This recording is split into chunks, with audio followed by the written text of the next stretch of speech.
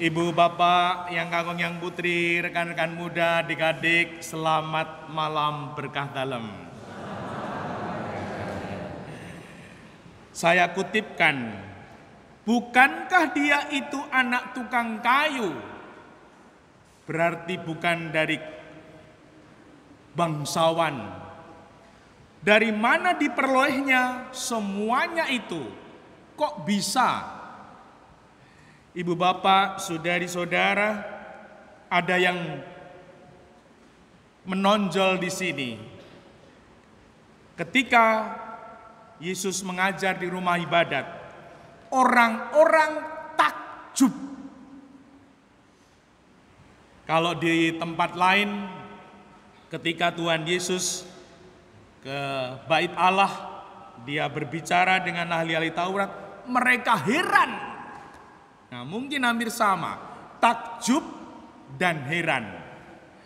Ibu, bapak, saudari-saudara, punya orang tua, punya saudara, punya kenalan, punya kerabat, punya tetangga. Pernahkah orang tua bapak ibu, orang tua misinar, tetangga saudara heran, takjub dengan Anda? Kalau pernah, berarti sudah seperti yang dikehendaki Yesus. Tuhan Yesus mendorong kita, kalau bahasa kerennya itu, menjadi versi terbaik dari diri kita.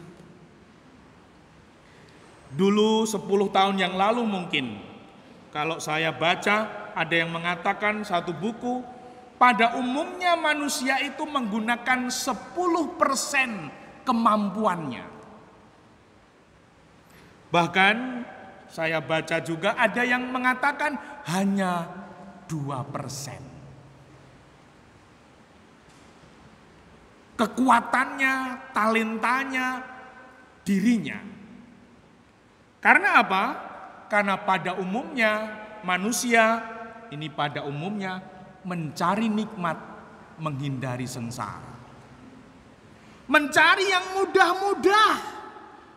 Coba bayangkan ibu bapak sekolahnya itu kelas 6 SD, pelajarannya kelas 1 SD. Berarti kita bodoh terus.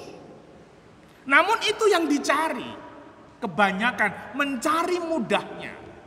Maka kalau kita menikmati kemudahan, mencari kemudahan, sebenarnya hidup kita berhenti. Tidak tumbuh. Maka dari itu, untuk menjadi pribadi yang membuat takjub, membuat heran, yang pertama, bertumbuh. Januari, Februari, Maret, April, Mei, Juni, sekarang 1 Agustus. 7 bulan ini, apa yang kupelajari? 7 bulan ini, apa yang kulakukan? 7 bulan ini, apa karyaku? Ada ungkapan yang indah, berkaryalah dalam diam. Biarkan hasilnya yang bikin gaduh. Itu seperti apa yang disampaikan Paus Fransiskus kemarin, Fate Chiasso. Buat kegaduhan dengan karya-karyamu. Kalau buat kegaduhan dengan masalah, gampang. Namun buat kegaduhan dengan karya, itu adalah pribadi-pribadi yang bertumbuh. Yang kedua, ibu bapak, saudari-saudara, pada umumnya, orang pribadi manusia itu takut salah. pada umumnya takut ditolak, takut gagal. Itu pada umumnya. Seperti yang disampaikan dalam Injil suci ini, mereka kecewa dan menolak dia. Yesus pun ditolak. Dan umumnya manusia takut ditolak, takut salah, takut gagal.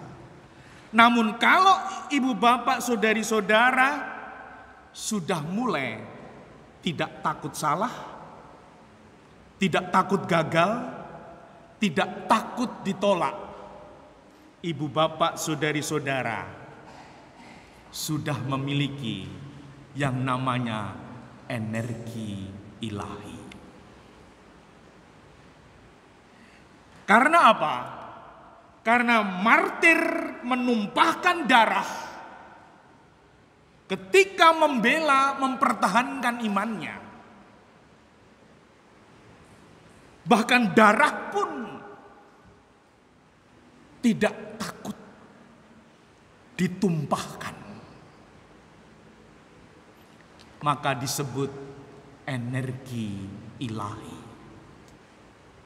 Dan itu semua bisa terjadi dengan berbuah dalam ketekunan, dalam relasi dengan yang ilahi. Yang ketiga, ibu bapak, saudari-saudara, sebagai manusia, kalau tadi ada rasa takut ditolak, takut gagal, maka setiap pribadi harus berani berupaya pecah telur. Mungkin ibu bapak bertanya, apa artinya pecah telur? Semua orang punya ketakutan, kekhawatiran, keminderan. Aku kan tidak sekolah ini. Aku kan tidak kursus, aku kan bukan anaknya dia, aku kan ini. Malah merendahkan diri. Dan itu umumnya. Maka pecah telur memecah, menghancurkan ketakutan, kekhawatiran, keminderan yang tidak perlu. Mungkin ini contoh namun tidak pas banget, semoga menginspirasi. Saya dari keluarga yang biasa-biasa dan boleh kita mengatakan saya waktu kecil itu celingos. Tahu celingos ibu bapak? Takut dengan orang. Celingos itu takut dengan orang. Padahal orang ning takut karo wong. Nah, kalau ada temannya bapak, temannya ibu datang, saya itu ndelik, takut. Mungkin ibu bapak nggak percaya, lu kok saiki koyo ngono. Dan waktu itu ketika kakak saya menikah, saya jadi lektor, saya pegang teks bacaan teks manten itu, dredeg dewe. Begitu mindernya saya itu, takutnya. Dan waktu itu saya sudah seminari Mertoyudan. Lalu pecah telurnya kapan? Waktu itu saya tahun orientasi pastoral atau TOP atau belajar di paroki. Lalu salah satu belajarnya adalah homili atau khotbah di misa. Imam di paroki itu yang memimpin misa, frater topnya belajar homili, belajar khotbah. Waktu itu kakak IP saya, suami dari Mbak Yu, mengatakan demikian, Om, apa? Besok kalau di tempat toper atau paroki, saat diberi kesempatan khotbah di misa, Berani tidak? Turun mimbar, lepas tek, pakai mic.